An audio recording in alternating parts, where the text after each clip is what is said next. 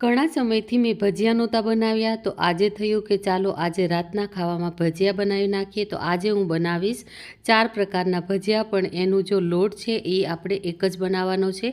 એક જ લોટમાં બધા ભજીયા બનાવવાના છે. તો મેં અહીંયા બધું શાકભાજી સારી રીતે કાપી નાખ્યું છે. મેથી, મરચાં, બટાકા પૂરી અને ઝીણા બટાકા અને ઝીણા ડુંગળી બધું કાપી નાખ્યું છે. અને થોડાક મરચાંની પેસ્ટ આપણે બનાવી નાખી છે અને લીલા ધાણા.